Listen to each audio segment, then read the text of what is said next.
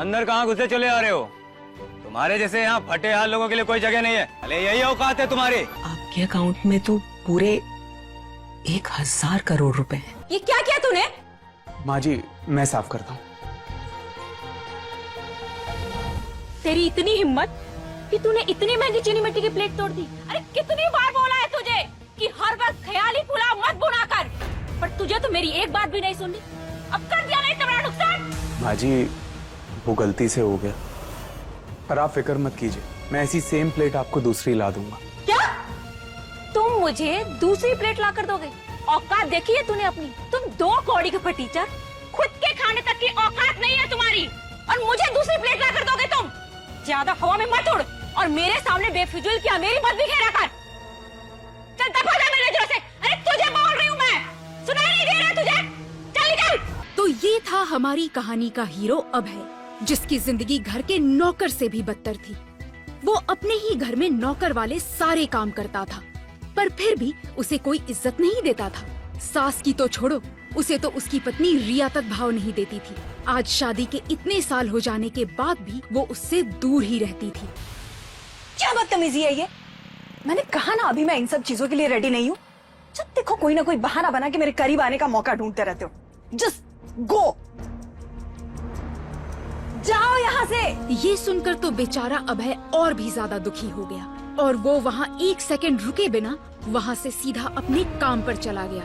अभय एक construction company में ही काम करता था, जबकि रिया एक बला की खूबसूरत लड़की थी। पर आप भी यही सोच रहे होंगे ना कि आखिर रिया जैसी पढ़ी लिखी और इतनी खूबसूरत लड़की ने अभय जैसे गरीब और गवार लड़के से शादी क्यों की? काश पापा उस वक्त आपने मुझे इस अभय से शादी करने को ना कहा होता, तो मैं भी आज किसी अमीर की बीवी बनकर रानियों वाली जिंदगी जी रही होती। इतना कहकर वो रोने लगी और वो दिन याद करने लगी जब उसके पापा ने मरने से पहले उसे एक लाल दरवाजे वाले कमरे में बुलाकर और अपनी आखिरी इच्छा बताते हुए कहा था, बेटा मैं चाहता हूँ कि तुम अभय से शादी कर लो।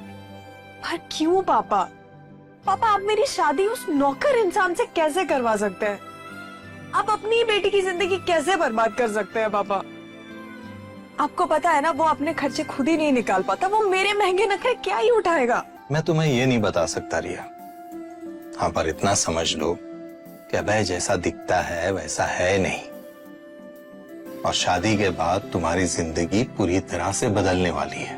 बस सही वक्त का इंतजार करना, और हाँ वो चीज भूल कर भी अभय के करीब मत लेके जाना, वरना सब बर्बाद हो जाएगा। इसके बाद रिया के पापा ने उसे कुछ ऐसा कहा कि ना चाहते हुए भी रिया को अभय से शादी करनी पड़ी। क्या रिया आज मुझे घर जल्दी आने को कह रही है? मतलब हम दोनों के बीच की सारी दूरियां आज खत्म हो जाएंगी। यस यस, थैंक यू भगवान जी। हे हीरो, यहाँ पिकनिक नहीं चल रही है, तेरी समझा क्या? क्या? अरे अरे इतना कहकर वो खुशी खुशी घर के लिए निकल गया, पर उसे क्या पता था कि घर जाते ही उसकी जिंदगी में एक तूफान आने वाला था। वो जैसे ही घर पहुंचा, उसने देखा उसकी पत्नी रिया शादी के जोड़े में खड़ी हुई थी और उसके चेहरे पर स्माइल थी। उसके साथ उसका नया पति भी खड़ा था, जिसे देखकर मानो अभय के पैरों तले जमीन ही खिसक गई। उसने हैरानी से रिया की तरफ देखते हुए कहा, हाथ पकड़ेगा? रिया, रिया तुमने किसी और से शादी कर ली? क्या तुम्हें एक बार भी मेरा ख्याल नहीं आया? तुम मुझे इतना बड़ा धोखा कैसे दे सकती हो? ओह माय गॉड, धोखा? धोखा क्या होता है अभय? आज तक तो मैंने तुम्हें छुआ भी नहीं है, ना ही कभी तुम्हारा फायदा उठाया है। मैंने तुमसे शादी सिर्फ अपने पापा के कहने पे की थी, पर अब बस, अब मैं तुम्हें और बर्दाश्त नहीं कर सकती। You know why? मुझे तुम्हारे साथ बाहर जाने में शर्म आती है। मैं अपने दोस्तों को ये भी नहीं बता सकती कि तुम मेरे हस्बैंड हो, वरना सबके सामने मेरा मजाक बन जाएगा। सो प्लीज हमेशा हमेशा के लिए ना मेरी लाइफ से दूर हो जाओ। Just go away. और बहुत खुश हूं अपनी नई लाइफ में। एंड यू नो व्हाट, मेरे हस्बैंड ने मुझे एक नया बंगला और कार गिफ्ट की है। अब मैं वो अमीरों वाली लाइफ जी सकूंगी जो हमेशा से मुझे चाहिए था। सो बाय।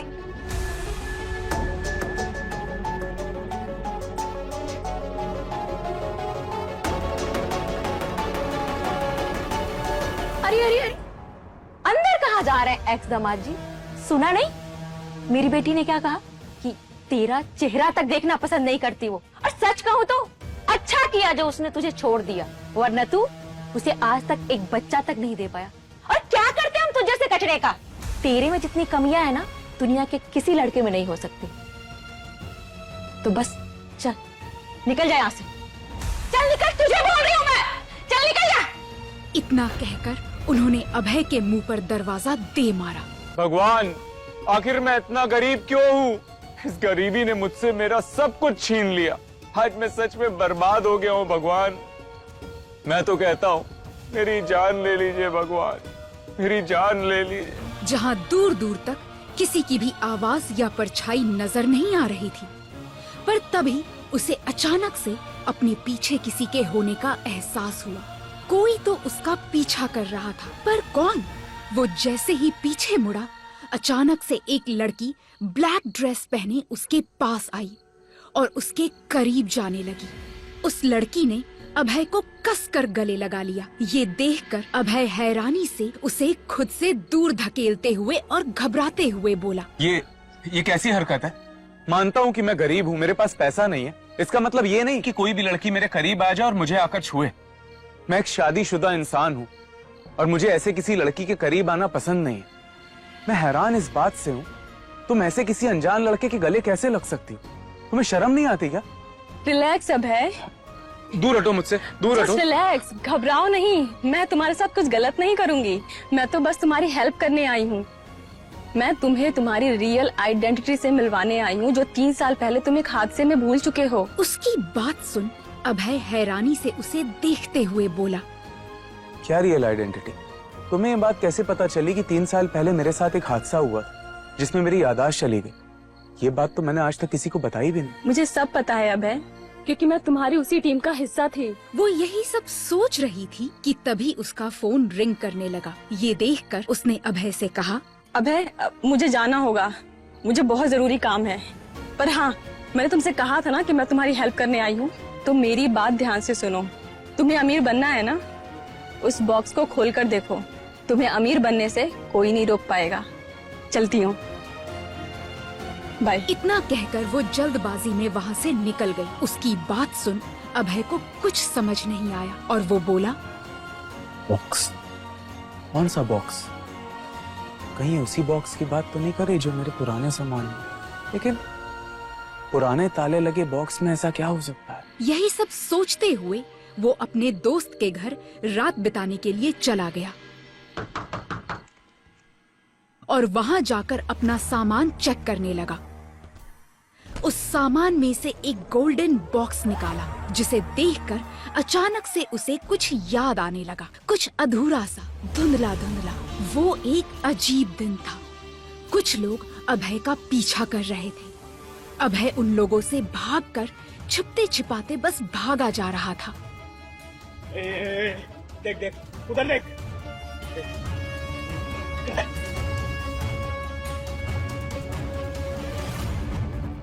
वो बॉक्स मुझे दे दो अभय, वरना जान से जाओगे। पर अभय बिना रुके बस भागता गया और उसी दौरान उसके साथ एक हादसा हुआ जिसमें अभय की याददाश्त चली गई।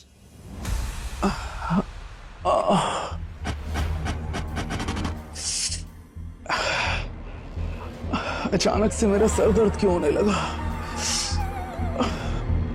और कौन थे वो लोग? क्यों वो लोग मेरे पीछे पड़े थे? क्या वो लड़की इसी बॉक्स के बारे में बात कर रही थी? पर इसमें ताला क्यों लगा है? पर इसमें ऐसा है क्या?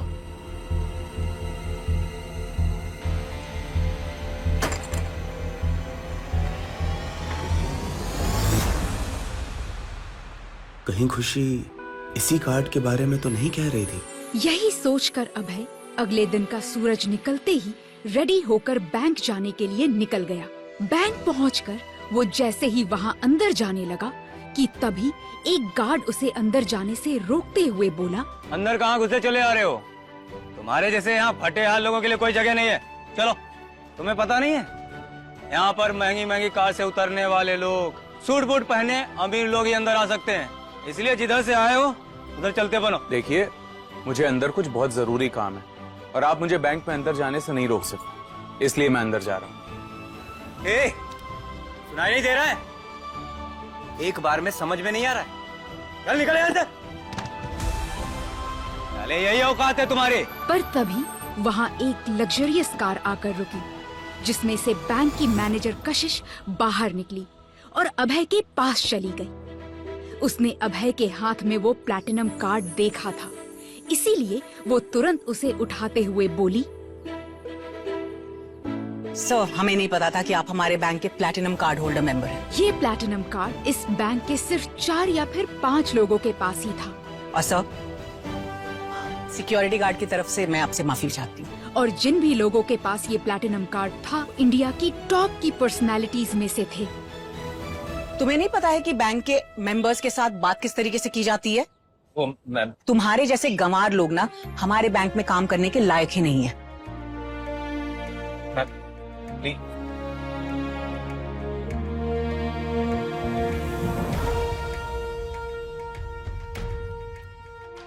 You are fired. सर, आइए, प्लीज कम।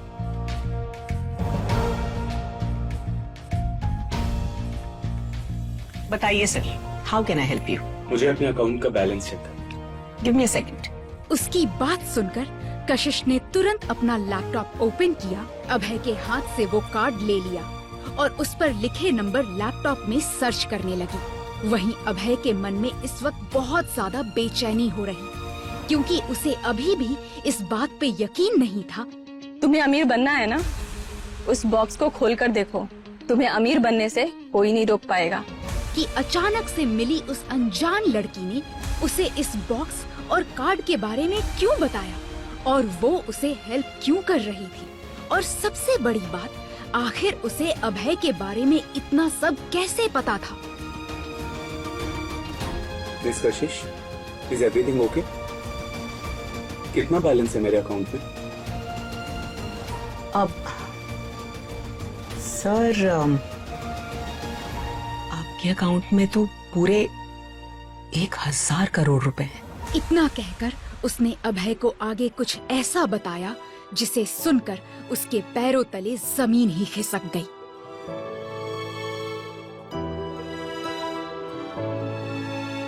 लगता है मुझे अब अपनी आखिरी चाल चलनी पड़ेगी।